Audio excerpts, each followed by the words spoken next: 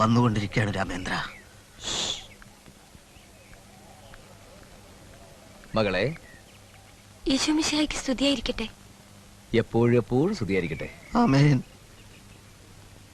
എന്താ മകളെ നിന്റെ പേര്? ആശ. കുർബാന നടക്കുന്ന സമയം മുഴുവൻ ഞാൻ കുഞ്ഞിനെ തന്നെ ശ്രദ്ധിക്കുകയായിരുന്നു. ഞാനും. നിന്റെ മനസ്സിൽ എന്തോ കലങ്ങി മറിയുന്ന പ്രശ്നങ്ങളുള്ളത് പോലെ നീ ഏതോ പരീക്ഷയെ നേരിടുകയാണ്.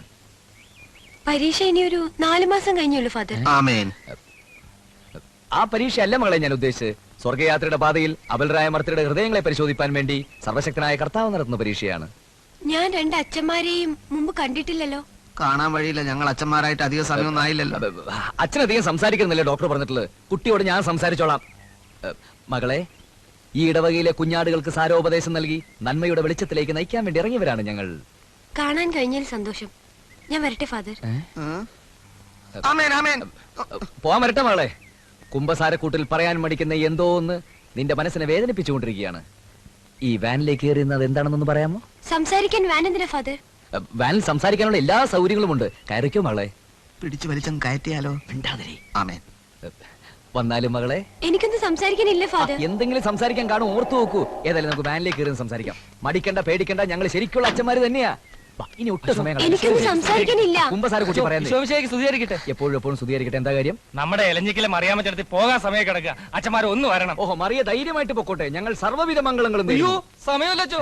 അന്ത്യകൂദാശിക്ക് ആളില്ല നിങ്ങൾ പറഞ്ഞില്ലേ? അച്ഛന്മാരൊന്ന് വന്നിട്ട് കൈയെടുക്കണോ? ഈ നാട്ടിൽ വേറെ അച്ഛന്മാരില്ലേ? ഞങ്ങൾ ഈ മകളെ ഒന്ന് കുംഭസാരിപ്പിക്കട്ടെ. മകളെ, അന്ത്യകൂദാശിക്ക് ആളില്ല, നിങ്ങൾ തപ്പി അടക്കാന്ന് വെച്ചോ പ്ലീസ്. ഒന്ന് കയറിയട്ടെ.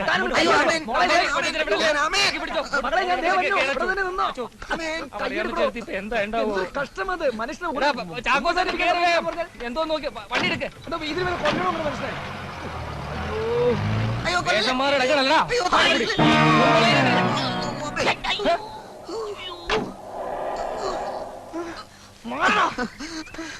യൂസ്ലെസ്. തൃപ്തിയായില്ലടാ നിനക്ക്? നിന്നെ അങ്ങോട്ട് കെട്ടിയെടുത്ത് തൊട്ട് എനിക്ക് പ്രശ്നങ്ങളാ. അവരെന്തിനാ നമ്മളെ തല്ലിയത്? ഓ, കൊല്ലാതെ വിട്ടത് ഭാഗ്യം. എടാ, ഒരു പള്ളിയിൽ അച്ഛൻ വെച്ചാ ആരാ? ക്രിസ്ത്യാനി. കാറിലിരുന്നോണ്ട് നീ ഗുരുവായൂരപ്പനെ വിളിക്കാൻ പോയത് എന്തിനാടാ? നിന്നെ ചുടാനോ? എടാ, ഈ ക്രിസ്ത്യാനി ഗുരുവായൂരപ്പനും തമ്മിൽ വല്ല ബന്ധമുണ്ടോടാ? വിഡി. ഓ, അങ്ങനെ ചില പ്രശ്നങ്ങൾ ഉണ്ടായിരുന്നു അല്ലേ? ഞാനിനി 2 കൽപ്പിച്ചിറങ്ങാൻ പോവാ. ഞാനും.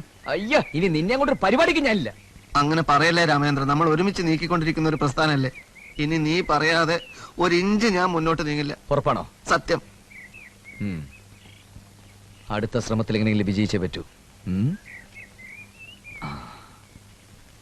വളരെ ബഹൃത്തും തന്ത്രപൂർവമായ ഒരു നീക്കമാണ് ഞാൻ നടത്താൻ പോകുന്നത്. ഈശ്വരോ രക്ഷ.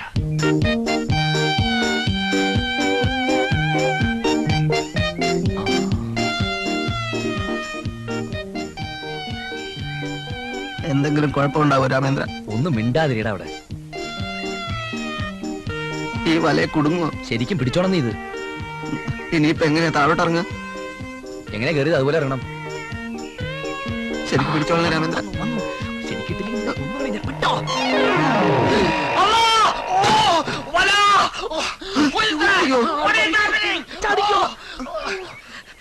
Hello hello, Abu Hasan here. എന്നെ ഒരു വല വീശി പിടിച്ചിരിക്കുകയാണ്. Please help, please help.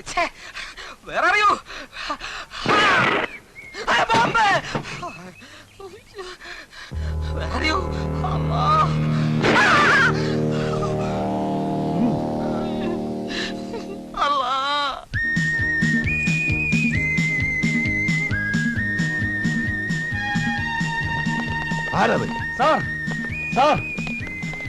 അവര് ഭയങ്കരന്മാരാണ് സാർ. ആര്? ആ കടുക്കനിട്ട റെഡ് ഇന്ത്യൻ സംഘം. ഞങ്ങൾ അത്ഭുതകരമായ കാഴ്ച കണ്ടാണ് സാർ വരുന്നത്. സബ് ഇൻസ്പെക്ടർ അബു ഹസനെ ഇന്ന് കടുക്കൻ ഗ്രൂപ്പ് വലയിട്ട് പിടിച്ചു. അബു ഹസനെയോ? എന്നിട്ട് ലക്ഷ്യം കിഡ്നാപ്പിംഗ് ആണോന്ന് അറിയില്ല, പക്ഷെ അയാളെ അവർ കൊണ്ടുപോയില്ല. ഒരു മുന്നറിയിപ്പ് കൊടുക്കാനായിരിക്കും. ഇവന്മാരൊരു ഭീഷണിയാകുകയാണല്ലോ. ഇവന്മാർക്ക് സ്വന്തം നാട്ടിൽ ആരുമില്ലേ കിഡ്നാപ്പ് ചെയ്യാൻ? ഇങ്ങോട്ട് കെട്ടിയെടുത്തു വന്നിരിക്കുന്നു. ആ പെകുച്ചിന്റെ കാര്യം എന്തായി? ഞങ്ങളൊരു പ്ലാൻ തയ്യാറാക്കിയിട്ടുണ്ട്. എന്തായാലും ഇപ്രാവശ്യം നടക്കും.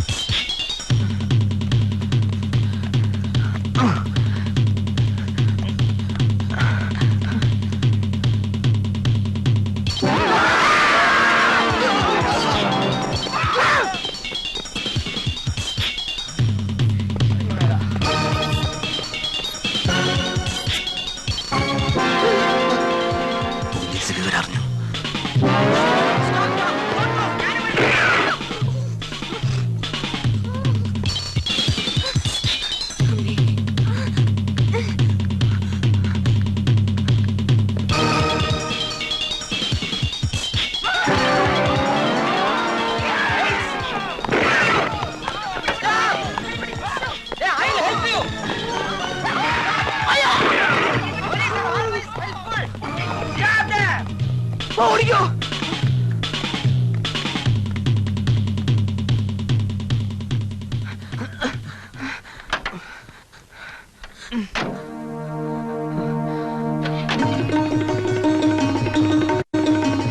രാമേന്ദ്രൻ, നമ്മൾ തേടിയ വള്ളി. വിട് വിട് വണ്ടി. ഹലോ, ആരാണ്? City tigers. ഒരു പ്രധാന കാര്യം അറിയിക്കാനാണ് വിളിക്കുന്നത്. നിങ്ങളുടെ ഏക മകൾ ആശ സിറ്റി ടൈഗേഴ്സിന്റെ കസ്റ്റഡിയിലാണുള്ളത്. She is kidnapped. ഹലോ, എന്താ? നിങ്ങൾ ആരാ? എവിടുന്നാ സംസാരിക്കുന്നത്? ആശ എവിടെയാ ഉള്ളത്? പറഞ്ഞില്ലേ, സിറ്റി ടൈഗേഴ്സിന്റെ താവളത്തിൽ ആ കുട്ടി സുരക്ഷിതയാണ്. ബിസിനസിന്റെ വിശദവിവരങ്ങളൊക്കെ നമുക്ക് നാളെ സംസാരിക്കാം. പോലീസിനെയോ പത്രക്കാരെയോ മറ്റോ വിവരം അറിയിച്ചാൽ നിങ്ങളുടെ മകളുടെ ശവം മാത്രമേ നിങ്ങൾക്ക് തിരിച്ചു കിട്ടുകയുള്ളൂ. Okay, good night. Hello, hello.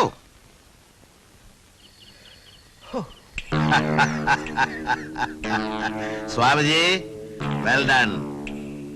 നിന്റെ ആഗ്രഹം പോലെ തന്നെ കാര്യങ്ങൾ നടന്നു. പ്രതിബന്ധങ്ങൾ നീങ്ങി തുടങ്ങി. വിജയം എന്നും MRCയുടേത് മാത്രം.